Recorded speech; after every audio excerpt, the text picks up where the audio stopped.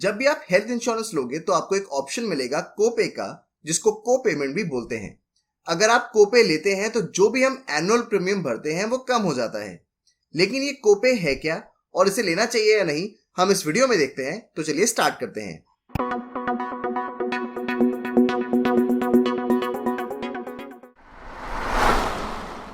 कोपे claim का वो percentage होता है जो पॉलिसी होल्डर देता है जब भी वो क्लेम करेगा।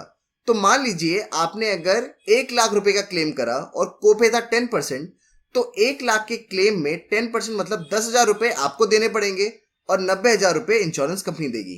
कई पॉलिसीज में आप डिसाइड कर सकते हैं कि कोपे लेना है या नहीं, और अगर लेना है तो कितना परसेंटेज लेना है, 10% लेना है, 20% लेना है। और कई पॉलिसीज में डिसाइड करने का ऑप्शन नहीं होता और को पेमेंट होता ही होता है। को पेमेंट का परसेंटेज जितना ज्यादा होगा उतना हेल्थ इंश्योरेंस पॉलिसी का प्रीमियम कम हो जाता है। को पेमेंट का ऑप्शन कंपनीज देती क्यों है? इसका रीजन बहुत सिंपल है। जितना ज्यादा पॉलिसी होल्डर को पेमेंट देगा उतना ही कम क्लेम का अमाउंट इंश्योरेंस कंपनी को देना पड़ेगा। अगर को पेमेंट 10% है तो इंश्योरेंस कंपनी 90% देगी। अगर को पेमेंट 20% है तो इंश्योरेंस कंपनी 80% देगी क्लेम के अमाउंट का। तो ये बहुत स्ट्रेट फॉरवर्ड रीजन है। बट इसका एक और इंपॉर्टेंट रीजन है, वो ये है कि को पेमेंट होने से पॉलिसी होल्डर मिसयूज नहीं करेंगे पॉलिसी का, क्योंकि ऐसे केस में कुछ क्लेम का अमाउंट इंश्योर्ड पर्सन को भी देना पड़ेगा और वेस्टफुल एक्सपेंडिचर कॉस्टली हॉस्पिटल में अवॉइड करेंगे। मतलब एक ऑनेस्ट यूसेज होगा पॉलिसी का। मान लीजिए कोई ट्रीटमेंट है जो एक अच्छे हॉस्पिटल में 1 लाख रुपए का है और एक महंगे हॉस्पिटल में सेम ट्रीटमेंट 5 लाख रुपए का है। अगर कोपे नहीं होगा तो सब महंगे हॉस्पिटल में जाएंगे।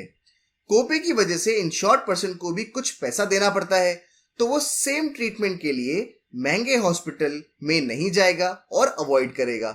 लेकिन अगर कोई ऐसा ट्रीटमेंट है जो सिर्फ महंगे और अच्छे हॉस्पिटल में होता है, तो बात यहाँ डिफरेंट है और यहाँ पॉलिसी का मिसयूज नहीं हो रहा। कोपे का ड्रॉबैक भी है। मान लीजिए किसी को लाइफ थ्रेटनिंग डिजीज का ट्रीटमेंट कराना है, उसने कोपे लिया हुआ है पर क्लेम या ट्रीटमेंट का अमाउंट इतना ज्यादा है कि उसके पास कोपे देने का भी पैसा नहीं है। ऐसे में वो ट्रीटमेंट कैसे कराएगा? तो ऐसा कोपे लेने का फायदा नहीं है। अब अगर मैं इसका एग्जाम्पल दूं तो मान लीजिए किसी बड़े ट्रीटमेंट का खर्चा 10 लाख रुपए का है।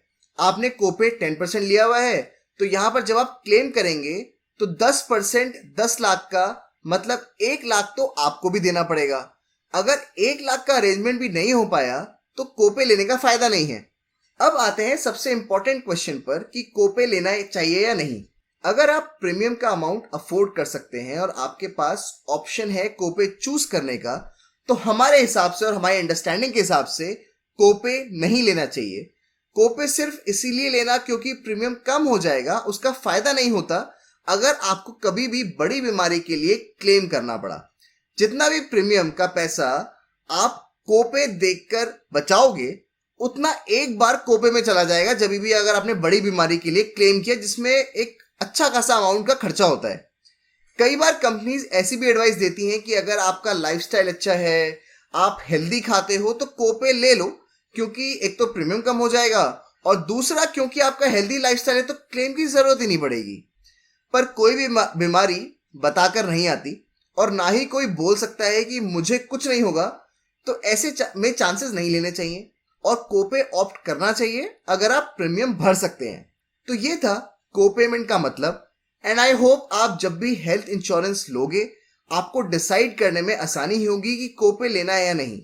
अगर आपको वीडियो अच्छा लगा हो तो लाइक एंड सब्सक्राइब जरूर करिए। हम मिलते हैं नेक्स्ट वीडियो में।